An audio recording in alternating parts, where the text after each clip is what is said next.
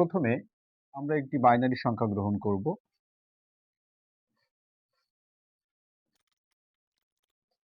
এটা একটি বাইনারি সংখ্যা। আমরা পূর্বে অক্টাল এবং হেক্সাডেসিমাল সংখ্যা দেখেছিলাম।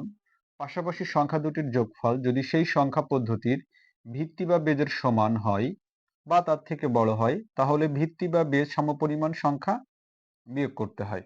যেমন দশমিক সংখ্যা অঙ্ক করতে গেলে আমরা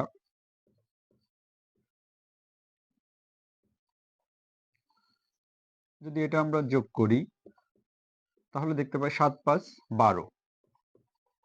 12 থেকে কিন্তু আমাকে 10 বিয়োগ করতে হয়, তাই আমরা এখানে 2 লিখে থাকি। 10 বিয়োগ করি একবার, তাই হাতে থাকে 1।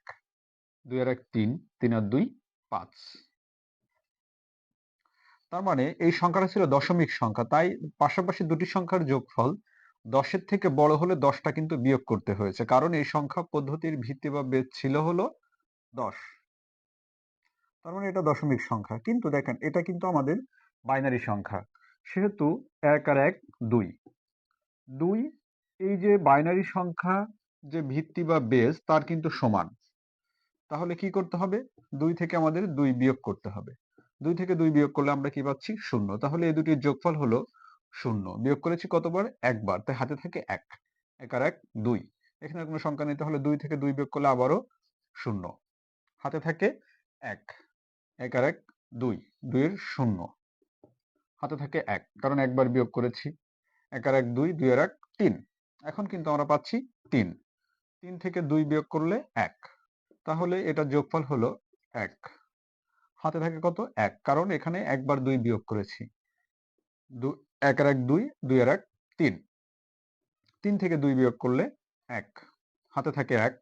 1 আর 1 2। 2 থেকে 2 বিয়োগ করলে 0। হাতে থাকে 1। 1 আর 1 2। 2 থেকে 2 বিয়োগ করলে 0। হাতে থাকে 1। 1 আর 1 2 আর 1 3। 3 থেকে 2 বিয়োগ করলে 1। হাতে থাকে 1, কারণ একবার বিয়োগ করেছি। 1 আর 1 2, 2 আর 1 3। 3 থেকে 2 বিয়োগ করলে 1। এখন দেখেন হাতে থাকে কিন্তু 1। সেই 1টা কোথায় যাবে? এখানে আর কোনো কি সংখ্যা আছে? না। তাহলে এখানে সেই 1টা বসে যাবে।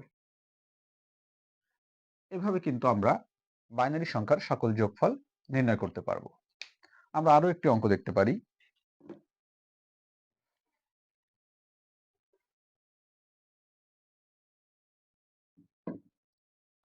সেগুলির থেকে বড় অঙ্ক হতে পারে।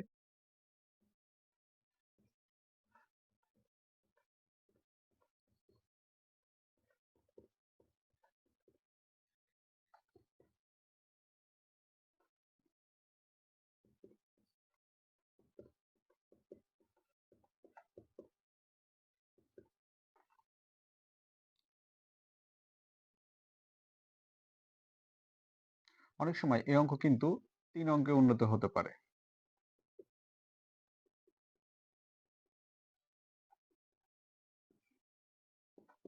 এমনও আসতে পারে।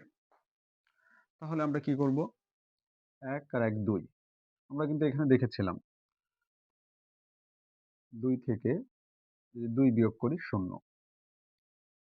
হাতে থাকে 1। 1 আর 1 2। 2 থেকে 2 বিয়োগ করলে 0। হাতে থাকে 1। 1 আর 1 2, 2 আর 1 3, 3 আর 1 4। এখন যদি আমরা আসলে 4 পাই, তাহলে 4 পেলে আমাদের কি করতে হবে? 4 থেকে 2 বিয়োগ করলে 2 থাকে, আবার 2 থেকে 2 বিয়োগ করলে 0। তাহলে এগুলোর যোগফল হলো 0। হাতে থাকে কত? 1 আর 1 2। 2 আর 1 3, 3 আর 1 4। 4 থেকে আবার 2 বার বিয়োগ করতে হবে। 0। হাতে থাকে 2। 2 আর 1 3, 3 আর 1 4। 4 থেকে আবারও 2 বার বিয়োগ করলে 0। হাতে থাকে 2। 2 আর 1 3, 3 আর 1 4। 0। হাতে 2। 2 আর 1 3, 3 আর 1 4। 0। হাতে 2। 2 আর 1 3, 3 আর 1 4, 4 আর 1 5। যদি আমরা 5 পেয়ে যাই, 5 থেকে 2 বিয়োগ করলে 3 থাকে, আবার 3 থেকে 2 বিয়োগ করলে 1 থাকে। কেন 2 বার বিয়োগ করছি? কারণ এটা ভিত্তি বা বেজের থেকে বড় আছে কিন্তু 3। এই জন্য 2 বিয়োগ করলাম, বিয়োগফল 1। তাহলে এটার যোগফল হলো 1। হাতে কত থাকে? হাতে থাকে কিন্তু 2। এই সাইডে কোনো কি সংখ্যা আছে? না, নেই। এই কারণে 2টা আমরা লিখে দেবো। 2 কি আমরা এখানে লিখবো? না, এটা লিখতে পারবো না, কারণ বাইনারিতে 2 এটা হতে পারে না। 2 আবার ভিত্তি বা বেজের সমান, এই জন্য 2 থেকে আবারও 2 বিয়োগ করলে শূন্য, হাতে থাকে ১, এই সে ১ এখানে বসে গেল। এটা বাইনারিতে কিন্তু আমরা ২ মানেও আবার এটাও লিখে দিতে পারি। এটা কিন্তু ২ এর মান। তাহলে এটা বিয়োগও করতে পারি, আবার 10 বসিয়ে দিতেও পারি।